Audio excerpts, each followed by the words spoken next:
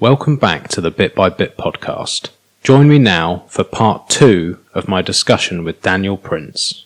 How do you feel about your keywords? You're 24. However many. It's stressful, right? Yeah, really stressful. How does that get solved without the need for a trusted third party? And organically, have you committed yours to memory yet? No. No, because I've got terrible memory for starters. And if anything happened to me, then what? Right, yeah. So no, I haven't. I saw an interview with Dan Moorhead on Real Vision. Yeah. He said at one stage, and he runs this great big hedge fund, said at one stage he was walking around with, he'd memorized it, 250,000 bitcoins in his head. 250,000 bitcoin in his head. Yeah. So it's a real problem. I don't know how there are companies out there that are doing vault-like stuff and multi-sig and this kind of thing. Have you gone down that route yet, multi-sig? If you think about it, like if you said, okay, it's a 3 of 5 setup or whatever they do, and you might say there's effectively individual companies that would have like a vault, and the vault only needs to be the size of a Trezor. Mm-hmm. So the storage space is tiny. Yes. So realistically, they could have this price much, much lower than a traditional bank vault. And then you could say, right, well, we'll have 5 different hardware wallets from 5 different manufacturers. And as long as you can access 3 of the 5, you've got your money. Or there's 10, and as long as you can access 5 of the 10, you can get your money. Or you can do it to any number, and you could have 1 in Spain, 1 in France, 1 in England, and then someone puts a gun to your head and says, well, I want it now. You go, well, so do I, but I can't. And you can't. So I think that's probably something along those lines would be a good way. And then even because you've still got a trusted third party, but you'd have to have half of them or more on the same day all get attacked or closed down, or you'd have to have a vulnerability in every single hardware wallet at the same time, or it just, the likelihood of it happening just is almost zero. I think probably something like that. But I think the old idea of having it on a little piece of paper and keeping it in a safe in your house is long gone. Yeah, a fireproof safe. Well, yeah, this is the thing. I think that's a big turn off for people as well, because they're like, well, I don't want to be in control of it. Once you're involved in it, you're like, I do want to be in control of it. I want to control everything. But to start with, it is, and that's why people just leave it on Coinbase. They're just like, well, I'll leave it with them. They know what they're doing. Yeah, I beg people that are doing that just to stop. Just like, it's, if that's the first step, great. It has to be, 100 really. quid, $200, whatever, yen, won, it doesn't matter what you're doing. That's the first step. Get used to it first. But then just take the next step. And the next step is just go online, order one of these hardware wallets. It turns up in the post like anything else you order from Amazon. Yeah. Sit down with a beer, plug it in, figure it out. It takes like 20 minutes. It's not that hard, but it's so scary that first. Can you remember sending your first transaction? Oh, who doesn't, right? Just what? So nerve-wracking. Mm-hmm. So nerve-wracking. You still get nervous? Yeah. But I guess I still get nervous doing a bank transfer.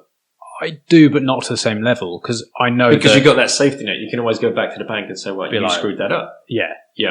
Or I've screwed it up, but can you change it? Right. Whereas this is like, that's final. That's it. Oh, you missed one character? Done. But then I don't have to move them around. I don't have to do it very often. Mm-hmm. And I think that it will get abstracted away. It will be just like your phone contacts, and it'll just be some big. I mean, you can do it now, like to a text message or to Twitter. So it will get to a point where it will just be integrated into phones, and it will just be like, right, send what amount, bang, done. And it won't be, that will all be abstracted away. But for now, I remember doing my first one. My heart was pounding, sweating. My mate was next to me. He was going, no, it's all right. And you just send that, and you send that across. And I was like, but what? So if one of these characters is wrong, then I lose everything. He was like, yeah, you lose everything. But I'm like, And how much was it? Oh, not a lot. Right? Like, yeah, it's... I say not a lot. £100 or something like that. Exactly. But we have this fear of loss built into us. Yeah. That is just... It's so overriding. any rational decision. It's like this fear we have over losing something. Absolutely. Taking it back to your travels and things, that I assume was the biggest fear for you. Or were you so sick of everything that you were like, do you know what? It can't be worse. Yeah, it's a good question. So we started traveling before I'd invested into Bitcoin. So at that point, I didn't even know what I was going to be doing. It was like, leave the job, figured it out 6 months. Let's just go travel for 6 months. Yeah. We can probably budget for that. You have a little safety net, just sort of, yeah. Then, probably just reach into the network, make 10 phone calls, follow those breadcrumbs, get a job somewhere else. But with the opportunity that we had in the investment property that we bought 14 years ago now in Thailand, when currency exchanges were well in your favor and whatever else, we listed that house we found the sharing economy. The sharing economy was really starting to take off as I was leaving my job. Digital nomads were becoming a real thing. And I listed that on a home swap, lovehomeswap.com. And then we just started dipping into the sharing economy and sharing people's homes all over the world. And so you swap, like they'd have your one in Thailand and then you'd go to their one. Yep. And is that on some form of reputation system or? Well, you just join the website. There are several different ones. We used lovehomeswap.com. Yeah. That was the one I found and signed up to. And there's several ways you can do a swap. You can do like a simultaneous swap, whereby, if you were to list this home, which would be perfect, like 25 minutes into London, the amount of people that want to come and visit London, whether as tourists or as returning expatriates that want to come back and spend some time but not cramp in with their family. You've got a beautiful home here. Thank you. And they go on to the site, and perhaps they're living in, use Singapore as an example.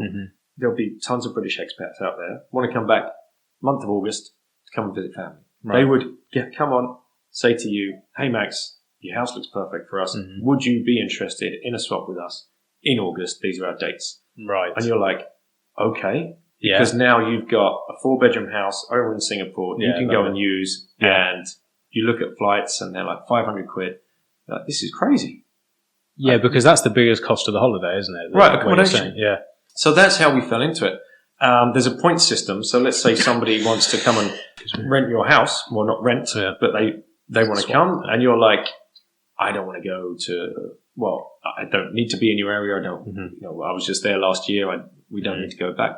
But let's say you can move in with a family friend or something and vacate your house. You can accept swap points. Right. So you might get 1,000 points for them to come and stay. Then you can use those points to go wherever you want. Right. And start approaching other people. Or there's maybe the dates don't work. They come and stay here, but you go and stay over there in April. Okay. So it's very, very workable, very flexible. And what you find is when you actually take out that middleman, that middle company, that trusted third party, Airbnb, classic example. Yeah. And owners and renters just start talking to each other. Yeah. Magic happens. Like just people talking to each other and sorting stuff out. Yeah. And we've completed I would say 60 to 100 swaps, something like that. Oh, wow. And that's over what sort of time period? Well, for the whole 2.5 years we were traveling, that was home swap to home swap to home swap to home swap. And do you talk about that in the book? Yeah. You go through? Okay. Yeah, there's a whole chapter on that. And you get this renewed faith in humanity. And I think right at the beginning you were talking about, you get trapped in this job where you work with people you don't like, you don't talk to your neighbours, you don't talk to your colleagues, you don't like your customers and all this kind of stuff, and you just want to be in your own little bubble. When you start, actually this peer-to-peer, which is what Bitcoin is as well, you're like, wow, total restoration and faith of humanity. And actually everyone really is, well, not everyone, 95% of people you meet are good actors, want the best for you and your family, and are happy to help you. And that's what we found, the sharing economy, especially when you're swapping people's homes as well. It's so personal. Personal. And so we have Airbnb guests or Love Home Swap guests. Okay. Airbnb guests help the cost of running the house and paying the taxes and all of that kind of stuff. Those guests are always more difficult because when you pay to rent a place, you have this sense of entitlement. I've paid, this is now mine for the week. And they'll do with it as they feel and as leave all the lights on and just take the piss, or leave it in a mess or something, whatever. There's generally some kind of breakage or I don't know. If you have a home swap guest come in, it's like this sense of stewardship where they are going in to make sure this house is running absolutely as it should be. Mm-hmm. If anything gets broken, you get an email or a phone call. If anything's not working, you get an email or a phone call. And it's just, like as if family have gone to stay. And that was a really rewarding, part of our travels and part of changing our outlook on life. I think it's a really nice idea. As long as there was that reputation or points or something where because I'd be a bit nervous doing it if they've never rented anywhere before, they've got no reputation, that you could easily get scammed in that sort of situation. But I guess once you're in it and you've got a bit of a reputation, you can go to these places. Why not? Like you say, it takes not all, but a lot of the stress of the travelling away, because you've got somewhere to stay. The cost down in terms of you can cook there, so you don't going out for dinner is so expensive, especially if you've got kids. Like, I can't even imagine. It's enough with just two of us, but you can't. Hotel rooms are just like, what can we do with that?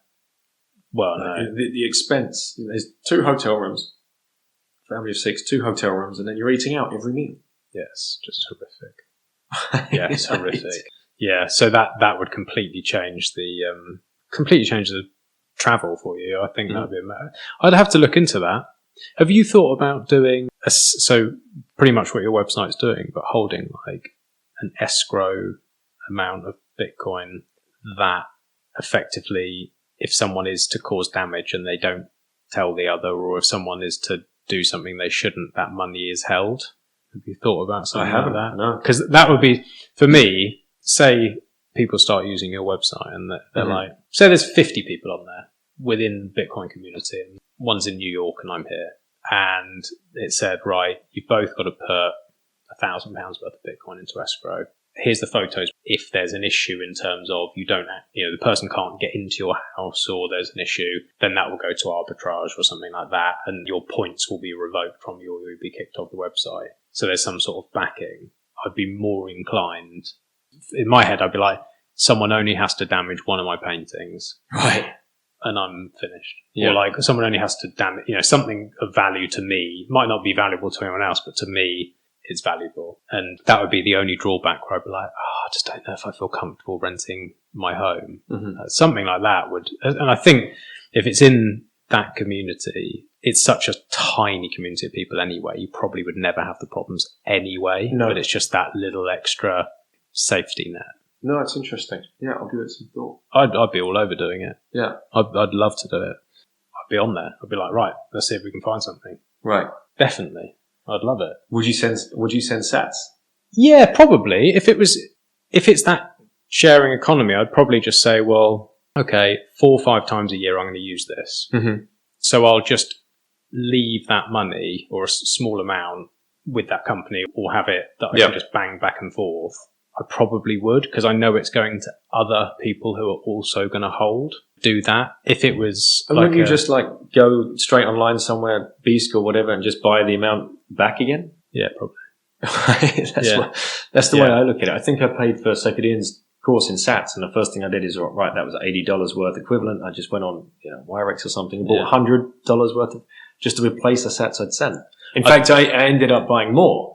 So it's, I think it's the tax implications for me, because which doesn't touch the UK yet, right? I know the US, they have to declare. They're going to go back retrospectively. Yeah. Over the last 10 years, write down every transaction you've ever made. If you lie, you'll go to prison. And you need to now pay capital gains on every single one. What did you buy that specific amount of Bitcoin for? What did you sell it for? Oh, there's a difference. And then you have to get an accountant involved. And so for me, would you see a flight of Bitcoiners, do you think, from countries, whether it's the US, the UK, wherever? If a country announced, right, tax-free Bitcoin, open, I would think so, right? I think so. And that's where that will be the end we're in game. A very weird situation in the UK at the moment anyway, with the whole Brexit thing, and that's a very polarizing argument. Yeah, I think so. When I listened to Raoul Pal, he was talking about he's in some Caribbean island. Cayman. Cayman. Right. If somewhere like that, when no taxes for any Bitcoin. You've got complete protection. Not necessarily has to be Cayman, but some tropical paradise. Mm. And they said there's no taxes on there. Yeah, I'd be pretty tempted. Especially like now I'm doing... What if it becomes what it becomes, right? Like, what you think. Well, I think it might. Yeah, and I do too. And now that'll be a decision people are going to be facing down. And I'll be like, what? Why? You're telling me I've now got to pay tax on something that you guys didn't even understand 10 years ago. And I bought it with money that was left over from all the taxes I've already paid. Right. And now you want to tax me again on it. People are already too pissed off. Yeah. I think a lot of people will just go, nah, fuck that. No, I'm not doing it. And then if those places say, well, here we are, we'll take you on, you come over, and you're going over there with some money, and even if they said, okay, you got to come over here, if you want to become a resident, you've got to give 5% of your wealth to make sure that there are, I don't know, whatever it is, to help the community of that area in some way, or make sure the beaches are cleaned up and the wildlife are looked after, or something like that, or the electrical infrastructure is better, or whatever. I think a lot of people go, yeah, why not? It's still much better than the other option, and I'm living in a tropical paradise, and from the money I've saved, if I want to go to London, I'll take a jet. Mm. Why not? It sounds like a dick thing to say, but it does sound like a dick thing, but it's true. I agree, it is true, and I think this is what the Citadel meme. I think this is really what a Citadel will become. It will become one of these. Do you know what's going on in Bulgaria? Like blockchain valley that's being built out there. I've heard rumble. Same in Malta. There's similar sort of things. Yeah. So Malta is another country that. Why not? Yeah. Malta is another country that is throwing its arms wide open to Bitcoin, exchanges and things, right? Yeah. But Bulgaria, I think. Well, I've heard that the government there are very much invested in Bitcoin. So once you get here's a scenario for you. Yeah. Once you've got a Bitcoin holding government, what does that mean for the US's of this world, the UK's of this world? I think they're done anyway. My personal opinion. And that doesn't come from me having an issue with them. What the United States is supposed to stand for, I completely agree with. Like, basically, it is Bitcoin. What they're saying is freedom. You want to start up a business, do it. And I always felt like, when I was younger, I always felt like England was kind of the same. As time progressed, I realized more and more, unless you already have money, you're going to struggle to start a business because the regulations are there to actually hold you down so that the monopolies can continue.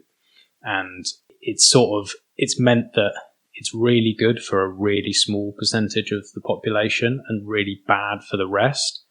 And that's why I think we're seeing a thing like Brexit has caused such enormous divides over something that really didn't have to be anywhere near as controversial as it was.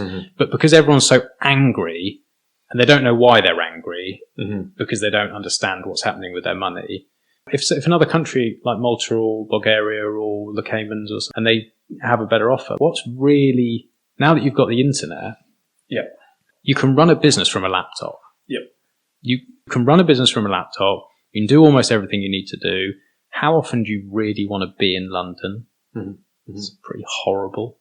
I don't see them holding control. And the US holds most of its control because of the money. Right. So, yeah, I don't know. I think it was going to happen, whether it's Bitcoin or not, something had to change, because I felt like we're at this breaking point of people had just had enough. I see it everywhere, and I always wish I could talk to people about, say, oh, you don't have to be so annoyed because there is another option. What was your thoughts on it? Yeah, I think, unfortunately, the way it's played out, it's been perfect for government. Divide and conquer seems to be like playing into their hands very, very, very nicely. Split families down the middle. It's very, very sad. It's got this undertow of just like this anger. It's misunderstood in other European countries. I live in France. People there they don't understand the full implications, but they've got their own problems over there. You know, they're revolting each week against the yellow reform, vests against the retirement payments and things like that. And you know, they're so entrenched in the system. You know, it's a very socialist state. They're so entrenched in like the health system and things over there, and the benefit system, which seems like a great thing, but at the end of the day, the money's got to come from somewhere, right? And they want self-sovereignty, and that's what they're, you know, raging against. And it's like, guys, if you can have this, you really can, and you don't have to put on the yellow vests and go and fight people in the streets. No, you need to open an app on your phone and spend 30 seconds. That's how easy it is. It really is. And, you know, I want to see less borders, not more. It's strange times, and I really don't see how it plays out in the last 5 years. And is this the last throw of the dice for, you know, the political leaders? You know, are they that smart? Can they see it? Do they understand? I don't think so. I just think they definitely don't. Right. They've had it too easy. I imagine if you could just print money at will, or you had all the power in the world, like no one could touch you, all this Epstein stuff and all this kind of thing. You just have these people who are just untouchable. And they're used to it, and they just think, well, you know, our plan has worked. Like you say, divide and conquer. And they are getting richer and richer, and they are getting more and more powerful, and they do have more and more control. And they're using technology to take even more control, and everyone's just loving it. Everyone's like, yeah, have all my data. Yeah, just let me tell you what I've had for breakfast, lunch and dinner, and where I've been and what I'm doing and everything about my account, and let me share. So we're all sort of, well, not all of us, but most of the people are playing into it. And I don't think they see it coming at all. I don't think they saw what the internet was going to do either. No. I really don't. I think if they did, they wouldn't have allowed it. Like, if they'd have known what was going to happen, if they knew what we were going to have the access to now, they'd have gone, definitely not. Yeah, the knowledge we have access to, but more importantly, you know, this peer-to-peer, like this connectivity, the fact that you and I can be talking to someone across the other side of the world in a matter of seconds. Where sharing ideas. Where were you when we first spoke? Were you in France? I was in France, yeah. So you were in France. Mm-hmm. I was just sat in my office here. Yeah. And we started communicating, and in real time. Yeah. And a week later we're sat here face to face. Without the internet, it would never ever happen. No.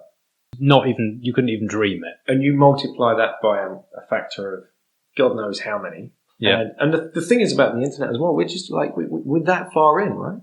We're a tiny... 25 years or something, isn't it? It's like, this is nothing. Nothing yet. On the timeline, it's a blip. It's a blip. Yeah, it's going to get really crazy. Have you ever watched the film, come on brain, Ready Player One? No. Spielberg film. And it's a glimpse into the year 2049. Okay. Quite dystopian. Where will Bitcoin be? Well, this really is one of the things that I watched that film and I just went, oh my God. Like, I was already fairly deep down the rabbit hole, but like what I'd imagined was pretty similar to this film. And so it's a glimpse into 2049 or 2059, whichever. Pretty dystopian. The world's gone to shit. Right. Pretty much there are citadels. People are living in shipping containers stacked on top of each other. Right. There's major problems, and everyone just lives their life in like a virtual reality world. They put their virtual reality goggle on, their suits on, and they meet in virtual reality. So where we met on Twitter and we were conversing and I could see text on the screen, it would be, where should we meet? Oh, let's meet in the Caribbean island. And I'd be there and I could see you and you could see me and we'd be conversing like we would in real life. And we could be drinking a beer. Drinking a bit in virtual reality. Right. And I think that's 10 years away. Yeah. So and how does that change business? And how does that change social habits? You know, that's incredible. So imagine a meeting. It's weird how these films like paint it all out to be dystopian. Yeah. For me, that's like utopia. Well, it's like, bring that on. Yeah, like, there was a dystopian. The dystopian part was the entire gaming experience, and you went into this world that everyone went into, was owned by a central authority. Okay. Right.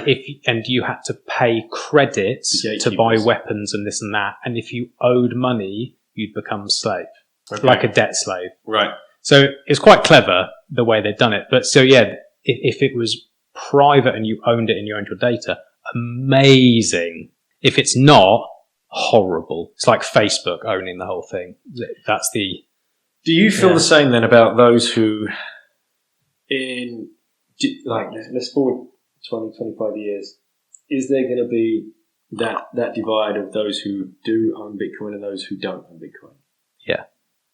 Does that play out to be this like classic Hollywood dystopian kind of, or do you think would there be enough goodwill and driving force in the Bitcoin community to change the world to a better place that like all politicians as we know it would get shaken out and the whole system would change? And obviously like it's all like a Bitcoiner becomes a president or something in the US. But what happens then? Like, I'd like to think we don't have presidents. Right, okay, so a libertarian kind of... Yeah, very much my leanings would be politicians they're going to get a fucking job like the rest of us. They're going to actually add some value like the rest of us. I still want to see some form of security, especially if I've got kids. I don't want to be roaming the streets and it's Mad Max out there. But I think that could be privatised. And I think you're still going to have a wealth divide, but if you're right at the lowest rung today, the poorer you are, the poorer you get over time. The richer you are, the richer you get over time. I think that if you had everything running on Bitcoin, to actually come from nothing to something would be much easier because also you'd have less regulation. So if you want to start up a business today in the UK, you're like, right, I've got to go and see a lawyer, I've got to go and see an accountant, I've got to fill out 1 million forms, I've got to go and get a bank account, I've got to go and do this, I've got to go and get a loan, and because I don't have any money, then it's going to be at a higher rate. And all of these activities they're there to slow you down, right? Absolutely. And so the odds are stacked against you, whereas if it's Bitcoin, or either no regulation or much less regulation, if you want to borrow, everyone is peer-to-peer, so the rates will come down. Try something, especially in the digital world, like it only costs you coding something up or trying something costs you your time. So I think over time it will become fairer. Over time it will be better, but I do think we'll probably go through a period. How many of us are there? Very few. And how many of us are selling? Very few. So there's going to be a divide.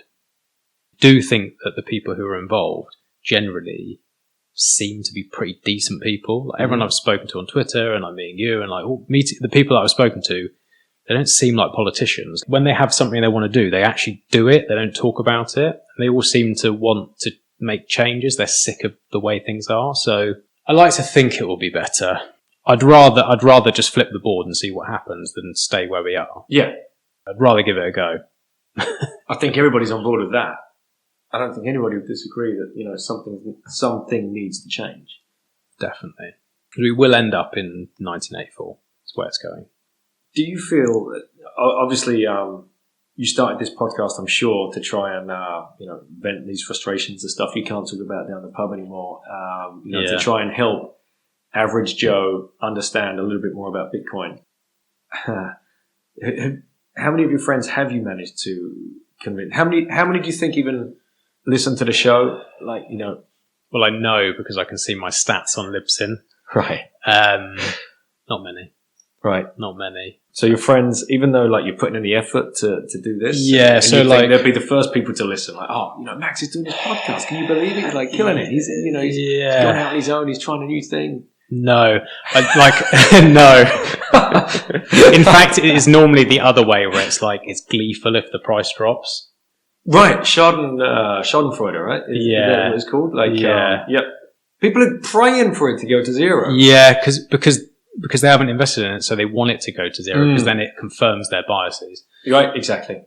So no, I would say that I had one friend who came on yesterday who's in energy, so he's trying to do sort of renewable stuff, big government contracts, and trying to is very much aligned in that way of he wants to actually make some positive changes. He understands it to a level, has a little bit of investment, not a lot, but entertains the idea, let's say. I've got one other friend who's interested. Did you get into the conversation about mining and the use of energy and how it's... Yeah, I wrote an article on it the other day. What was his take? It's the first thing people... I've got a very smart friend of mine. I can't convert him into Bitcoin. The first thing he texts me is like, I can't convert into it because it's bad for the environment. Yeah. Final.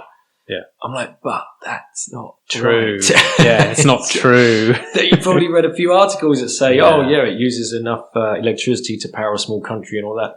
But he'll read it in Forbes. So it's appeal to authority. Who are we? Mm-hmm. That's the problem. Is although you learn about all this stuff, it's like, well, Forbes said. Mm-hmm. Forbes obviously knows more than you. Yep. Well, all right then. And it's not just Forbes, it's every single, the BBC and every single media outlet is all saying the same thing. So that is the problem. And also it's all criminals who use it. It's all, brilliant. It's all criminals. Yeah. And it's going to kill the planet. And also it's a Ponzi scheme and it's, and I'm like, pounds a Ponzi scheme. Really? So I don't know. That's probably one of the main reasons I started this was just I can't talk about it anymore to normal people. I just can't. And I hope that a few people listen. And if they listen, then I'm really if one person listens and in 10 years, like you say, they'd bring you a bottle of wine and go, cheers, mate. That's why I wrote the book. Yeah. If it changed one family's life. What you're doing, because money's great, but spending time with your family is, I don't know what's more important than that. I can't think what. It must have changed your life in ways that you must look back at your old life and go, I'm so glad that I'm not doing that anymore. I look back at old pictures and don't even recognize.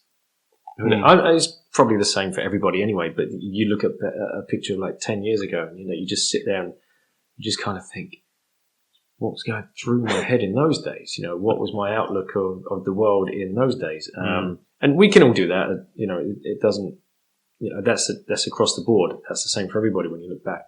But now to have gone through this monumental shift of not falling for the system anymore. Look, I'm not an anarchist, right? Yeah. I'm not saying, this is all wrong. This is all bullshit. Yeah. That's not, I don't rage against the machine just for the sake of raging against the machine.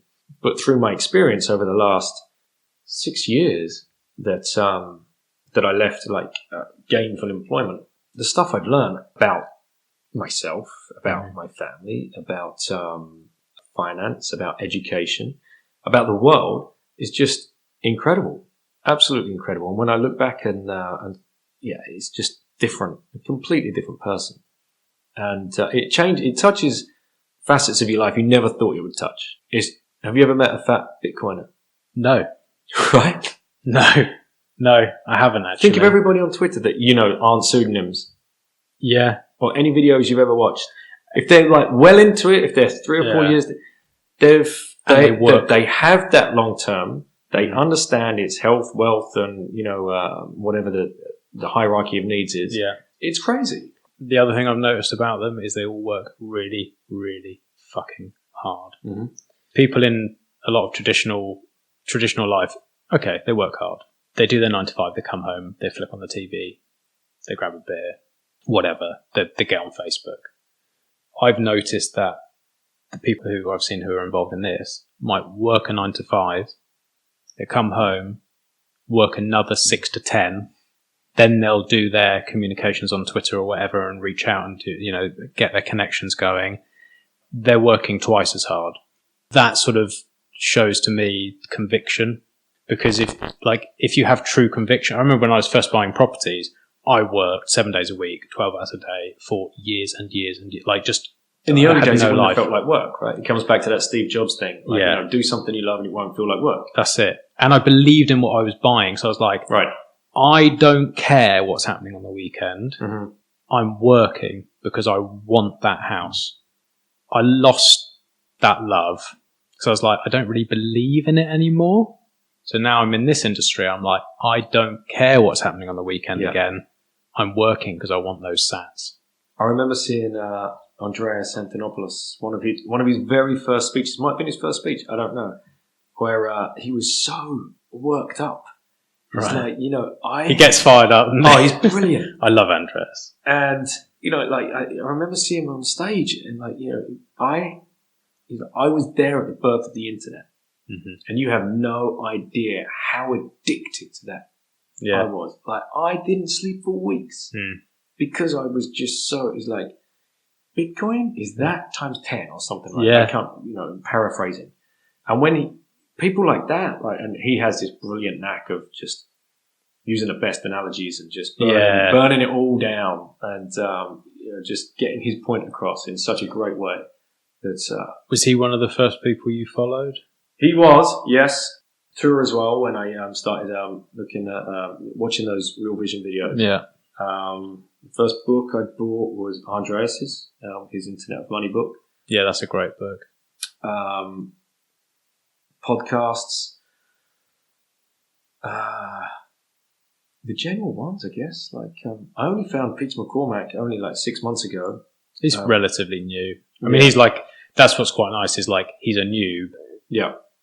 Who's sort of learning on the job. And that's really nice for people to listen to because, I don't know, not with Andreas so much because, like you say, he's so good at boiling things down. Yeah. I used to flick on some podcasts right at the beginning and I'd be like, what's a segue? What's a, what, like. I remember actually thinking back, the first real podcast episode I listened to was Tim Ferriss. I used to listen to his podcast all the time. Yeah. And he had Nick Szabo and Naval Ravikant on.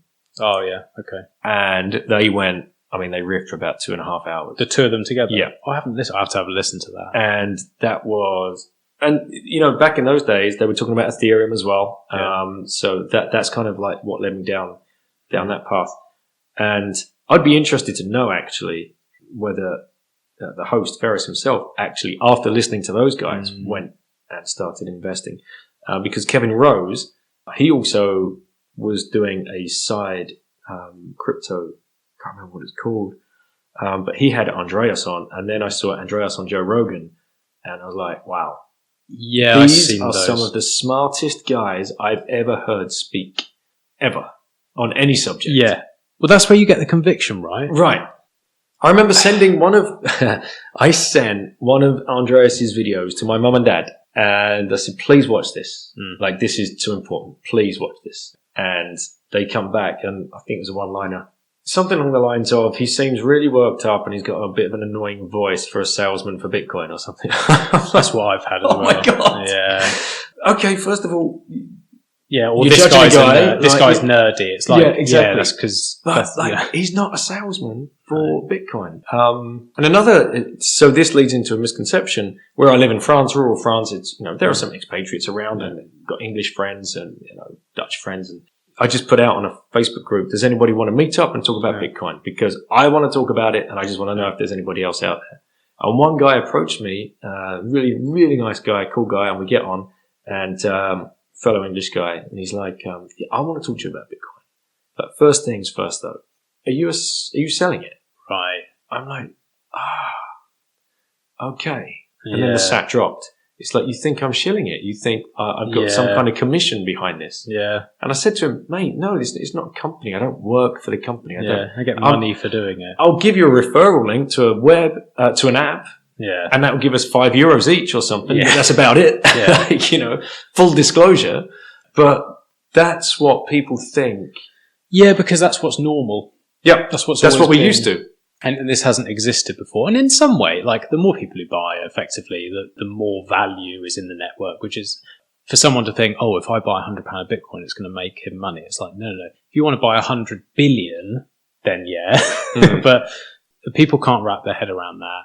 And people think it acts like a stock. Like, it's too expensive for me. Yeah. $8,000, €6,000, £6,500, whatever. I can't afford that. It's like, no, you can just buy £20.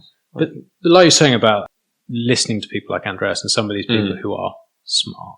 I don't know if you have the same, but there are times, less so now, but there's times where I've gone to bed and I've gone to close my eyes and I've thought, Jesus, what are you doing? Yes. Nobody that you know believes you. Mm-hmm. Nobody you've spoken to believes you. And some of them are pretty smart, Oxford, Cambridge graduates, smart people. They don't believe you. You're so sure that you're right, and everyone thinks you're wrong. And I have that worrying, oh my God, oh no, I'm definitely wrong. And then I think back and I think, right, when I was in property, a lot of the people that I dealt with were fucking stupid. Mm-hmm. They'd made money, but they were, honestly, I'd spend 10 minutes. I couldn't have a conversation like I'm having with you. I'd just be like, Jesus Christ, you're stupid. When I'm involved with people with Bitcoin, I've yet to meet someone who I'm not incredibly impressed with, where I'm just like, right, you just, whatever subject whether it's the finance part, development part, whatever it's to do with, and I listen to these people and I think, maybe I'm wrong, but is he wrong and he wrong and he wrong and he wrong and he wrong? And I've never met a smarter group of people. I've just not even close, like in any industry, like dentistry, like supposedly quite smart people, pale in comparison. Mm-hmm. Anyone to do with property, pale in comparison with finance and banking. And then you meet these people who are just like, are we all wrong? Like, are all these, that's what gives me the confidence is listening to these people, and you just think, nah, I'm pretty sure we're on something here. Yeah. There's just too many smart people. There's like you're saying, like people like Tour and people like that as well. And they're not. And I don't get, like, I've tried to drag myself out of the echo chamber. It's quite easy to be in it. Because I look for confirmation bias and I need to catch myself. Yeah. I don't want to fall into that trap. And I challenge myself as much as I can. And I really, really, really, really look to be taken out of the echo chamber. It's so difficult to find. It really is. Very, very difficult, because such a small group. The other side of the argument, they get so worked up so quickly. Yeah. Have you ever listened to, there's a podcast episode between Safety D and Peter Schiff. That guy, he knows he's wrong.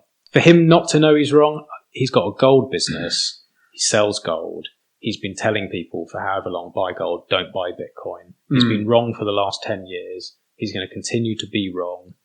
And he makes his money from winding Bitcoiners up because it gets engagement. He can't be that stupid. And I listened to his podcast as well with Pomp, another great podcast. We've shielded a lot of podcasts. We have, yeah. Yeah. Shill us back.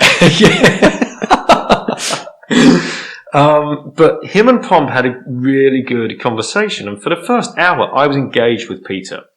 And I had a lot of respect for him. And he was telling stories about when he was running for governor of his state in the US and, all of this.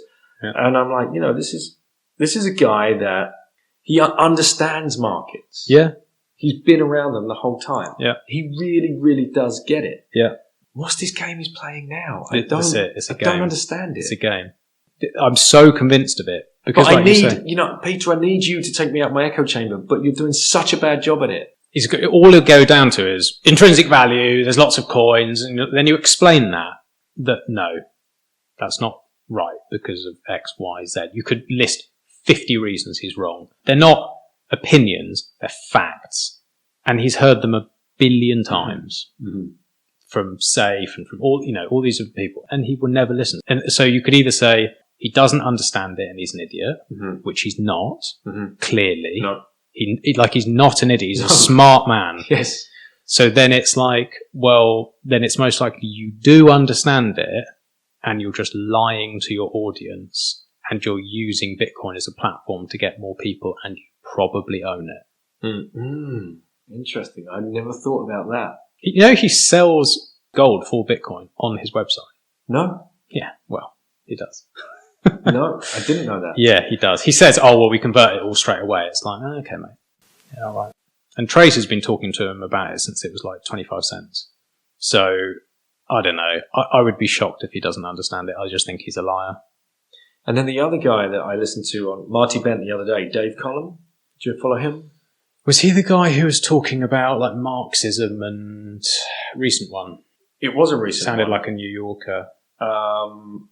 What else did they touch on?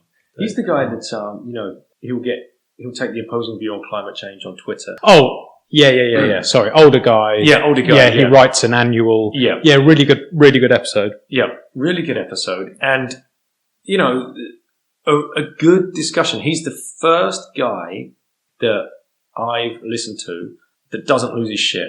Like Peter Schiff just loses his shit and shouts down the interview and shit. Yeah, exactly. But he would sit there and listen, and he and Marty would get into good discussions about, the pros and cons. Yeah, he's great, that guy. I really liked that one. So following people like that to try and take me out of the echo chamber is very, it's important. I need to find more people like that. It's a good exercise, but I'm yet to find someone with I found people with arguments, and I've gone, at the beginning, I'll be like, okay, I'll check that out. And I'm like, okay, no, that's wrong. And then I'll double check and triple check and quadruple check that those reasons, that those reasons, that is true. I'm like, right, okay, well, that's debunked. Next. And there's no more nexts. The only ones are, let's go through them, like, Bitcoin's going to kill the environment. Mm-hmm. No, it's not. It's driving clean tech, if anything. Yeah. So that's bullshit. Bitcoin's going to get shut down by the governments. Impossible. Yeah. Well, even if it was possible, if the governments did do it, which is almost impossible, I would argue impossible, but let's just say almost. If they did, then you have to question how much freedom you have and really whether your government's working in your interest. They've got to shut worldwide down the internet and shoot every satellite out of the sky. And you can text it and you can tweet it and you can send it by any communication channel, SOS. You can. So yeah, they can't shut it down. So debunked. What else have they got? It's not tangible. Doesn't matter. So was your credit card? Yeah, it's pointless. It's going to get hacked. Well, it's got $100 and something billion bounty on it at the moment, and every single hacker in the world is trying all the time, and no one's managed to do it. Whereas Travelex got done last week. Right. Every single bank and government and everyone all been hacked. The only one that hasn't is Bitcoin. So wrong. What else is there? Oh, drugs and everything. Villains and terrorists and again, debunked. Almost all the money that runs through is through the banks, and I think I think it was on one of Pomp's shows where there was DEA agent who came on, and he was saying that I think it was like less than 1% of activity on Bitcoin is anything to do with drugs or criminal activity, right. Whereas the dollar was much, much higher or something like that. And he admitted it, and he's DEA, he was actually working to try and find criminals through Bitcoin. That's his job. So debunked. And even if it was, so what? It's a tool. A car can be used by a criminal. This beer bottle can be used by a criminal to smash someone over the head. It's a tool. Whether someone uses it for good or bad, that's down to that person, and they're always going to do it. It's stupid to try and regulate that. What else is there? Basically, you just run out. The amount of FUD, mate, is just like you just run out. Like eventually, you get to a point where you're just. I've heard it all before. I've heard all your arguments. Oh, it's volatile. Yeah, to the upside. Yes. Yeah. If you just hold it. Yeah. You just get to a point where you think, if someone comes to me with a good argument and they say, right, this is why it's not going to work, I like to think I listen. I do try and find the reasons, and I just can't find them. I can't find them. And like I say, it's not just me and it's not just you. it is small though. How many people are there on Twitter who talk? 1,000 of us, or a couple of thousand? I read the little Bitcoin book the other day, and they were talking it's still like less than 1% of the world or something. It's just ridiculous. I think it's got to be a lot less than that. Is that the Bitcoin rabbi guy?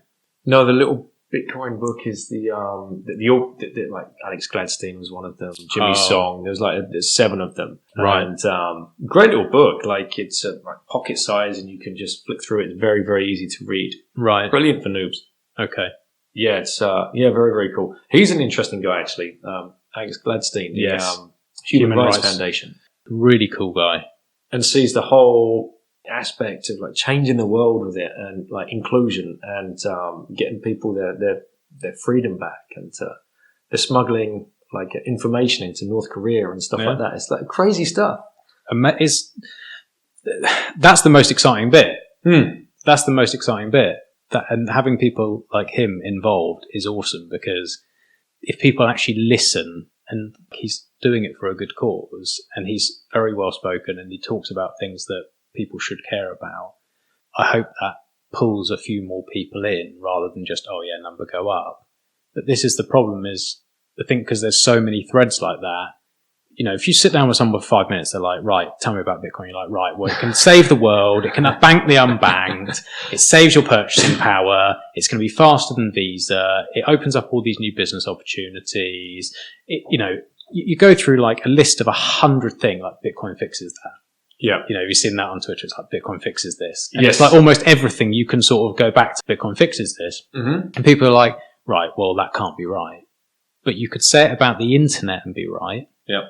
So why couldn't it be the same with this? Because you can with the internet. It's better for communication. It's open access for learning. You know, I'm doing a coding course online. It costs me, I'm actually doing it with Stefan Livera's on the same course. Really? At the moment, it's with Mooniversity, Justin Moon. It cost me $50 and it's full on learning to code on Bitcoin and create your own wallets and all this sort of stuff. It's $50. Yeah. And if I wanted to do that in traditional world, no. Thousands. Okay, you're getting on to, we can riff about education if you like. And I do. What I see, what I see happening, playing out in the next 10 years, I think this is going to be the decade where universities just, this is it. This is their final stand. They're done. They're over. Yeah. It's gone. This will be the great educational shift to what you want to learn, when you want to learn, how you want to learn it, how you are best to learn. Yeah.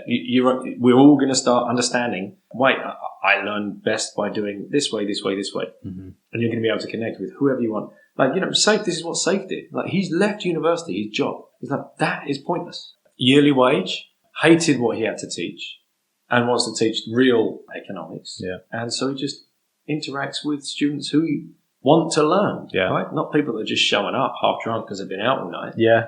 Like worried about the fact that they're 150, 200 grand in debt come the end of the semester. You know, it's like, if I go back to like the homeschooling summit that I was hosting and some of the people that we were talking to on there, I'm part of a group called Galileo, GalileoXP.com. And what we're doing is, and so are Sora schools, SORA, and Lambda school. Lambda, yeah, what's it? That's Austin Orred. Austin, yeah. Incredible. So like they're almost signed up to that. Unbelievable. I was on the verge of it, and I was just like, I can't dedicate that much time at the moment. But it's awesome. It's for people. It's, you know, the case studies they have, like, you know, petrol pump attendant in the US, like, you know, I don't want to do this anymore. Mm-hmm. Goes on to Lambda, learns to code for free. Mm-hmm. Once he landed a job paying 50 grand or more, starts paying back in installments. Like I think the cost of the course would have been like 20 grand or something. Yeah, and they find the jobs for them, don't they? Yeah, they help place them and everything. Like, what university can compete with that? No, they take you 200 grand, go, fuck off, good luck. They don't care what they're teaching. No. They don't care how you behave on campus. I mean, we've seen all the university films out of the US, right? I mean, it's just like... yeah, it's just a joke. Yeah, so they're all going to fall over. Education changes this decade, and for the better. And high schools and everything have just got to... Everything has to change. Why can my daughter... Why does she have to check her phone at the classroom door? Think about that. On these things is everything that's ever been written, ever. Some of the best teachers ever have access to, whether it's in written text or videos or whatever. Yeah. And you can have a glimpse into the future on here as well, because there are some very smart people telling you what's coming around the corner. Mm. You walk into a classroom in school, they're teaching you the same shit from a book that they've been teaching for the last 15, 20, 30, 40 years. Yeah. What's the point? No, I know. I completely agree. I think education is so far behind. It's of any industry. It's so far behind. It's embarrassing. And like you say, the access, things like that, what Austin's doing, like that is amazing. And those people couldn't go to university. Right. It's not even that weren't allowed, right? Well, weren't allowed. Not part of the elite. Not part of the elite. Wouldn't get the loans anyway. Can't take the time off from work to go there because they might have a family to feed, or whatever it is, they have to keep a roof over their head. They had no opportunity, and now they're getting better service for less money, and they're actually having someone who's invested in them as a person, because if they don't get a job, they don't get paid back. Yep. In every way, that's better. Yep. In every way, it's better. I remember listening to him. He was sleeping in the back of his car when he was setting that up. I remember hearing about that, and I was just like, good on you, mate. Like, you've had an idea and you've just smashed it. I've been really impressed, and I've seen, and he always tweets about his candidates who have been on there, doesn't he? And things like you're saying, like petrol attendant, single mum, gone from 15,000 a year, barely feed my family, to now I've gone straight in working at whichever company. And he seems excited. A job that sets them alight as well, right? Yeah. Something that they care about and they're good at and they can get behind. And it's going to be interesting how universities come to this realization that they're just slowly becoming obsolete. They've taken the piss. Mm-hmm. They've taken the piss with their fees. Yep. Because they had the monopoly on it, and they were like, I mean, I never went to university. I was just like, I want to go and earn money. Mm-hmm. So people were like, oh yeah, well, you can do a gap year. And I'm like, no, I'll go and earn some money and then I'll do a proper gap year when I've got them. That was like, if you didn't go to university, you were sort of, people would look down their nose at you like, oh yeah, you're a waster. But actually, the one who was, oh yeah, you're a waster, was going and working their bollocks off. And the one who was seen as, oh, well done, you're going to university, like you say, they're just going and getting pissed. Yep. Rolling out of bed, going to a lecture, not really listening, worrying more about who they'd met last night than actually what they're studying, and then hoping that either mummy and daddy are going to have some friends in the city who are going to usher them into a job, or if they don't have a rich mummy and daddy, then they just hope that maybe they're going to get a job, but that they're going to pay back those debts in 5 years, or how long does it take to pay back a university debts? Mate, God knows how long. And that's hanging over you. It's so bad. It's so like, and that can't be very good for your creative thinking, because you're like, once you're then into that job, you're like, I have to stay in this job. Yeah. I've got debts to pay. So you're already chained. You've chained yourself as soon as you come out of university. And then I think most people would actually do that, come out of university, get the job, slowly start paying off their debts, but never really pay them off, because then they have to have the flash car, and then they have to have the Rolex, and then they have to have this, and then they have to... Then they suddenly wake up and they're 75 years old and they go, fuck, where did it go? Exactly. And why didn't I chase my passions? Whereas the people who are doing these, like, I have to look into Safe's course. How much did you say it was? $100. I've got to do that. Yeah. He's really good. I loved his book. Yeah. It was really, really good. And you can email him any question you like. Really? Yeah, it's just incredible. Yeah. How is $100? You'll learn more in that course than going to have university. direct access Yeah. to one of the guys who is at the absolute cutting edge of Austrian economics and Bitcoin standard. Yeah. $100. And how much would it cost to go and do an economics degree at a top university? And get taught what? Lies. Just literally, either lies or just so misguided and cut off from the real world that they don't know they're lies.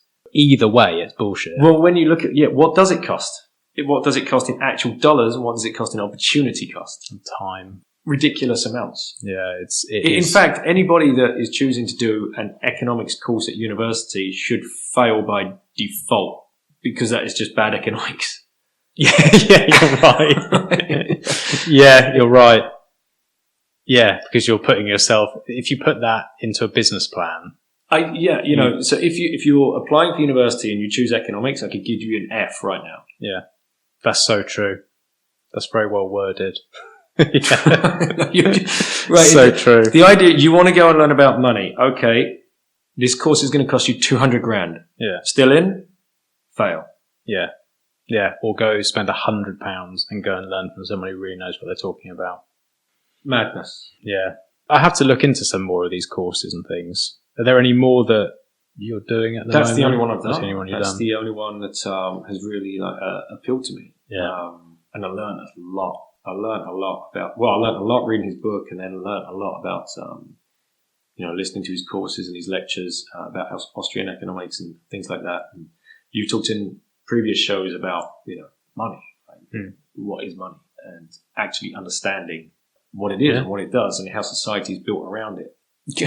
It's worrying when you realise that you didn't know. Not the slightest clue. You worked... And I worked in foreign exchange. Yeah. For 17 in or 18 Singapore, years. in foreign exchange, around people who all they, I imagine, talk about is finance. Money. All day long. And so the thing that all your time and all your energy is being spent on, you don't know what it is. No. It's so embarrassing. Don't know where it's come from, how it's originated, where it's going. All you're looking at is price go up, price go down, day in, day out. Numbers on a screen that don't mean anything to you. And we don't ask it. No. We just go, yeah, that's how it is. And then we don't go, well, how long has it been like that for? And they're like, since 1971. You're like, so not that long then? Yeah. Yeah, it's really worrying. I'm just conscious on time. How long have it's fine. You're fine. We've been rabbiting for a long time. That's all right. What I'll probably do with this one is just cut it into two separate episodes. Just whack this on charge. Oh, yeah. But I'm just conscious on... what is the time? Yeah, 3:30. Yeah, so I've got to get back. As long as I'm back in... I need to be back in Tower Bridge around 6 o'clock. So, although, I've got one of those tickets where I can only travel certain times of the day. Yeah, no, good shout actually, mate. Yeah, 3:30. Wow, this day's just flying past me, as you realise. Yeah, it really does. How do you want to wrap it up? Well, I guess if you can just tell everyone where they can find you. Oh yeah, and a little bit. Maybe just a little bit more about your book and sure. and what they'll learn in it and that kind of stuff, and then we wrap it up there. Okay. But it's been really nice. Thank you for coming. It's I said earlier to my fiance when she's going off, so what will you talk about? Like I said, I have a feeling after reading your article, I have a feeling that won't be a problem. And I was right. It's like when you have these similar interests, you can just. There's so much information that goes around it, and it links into so many different aspects of life.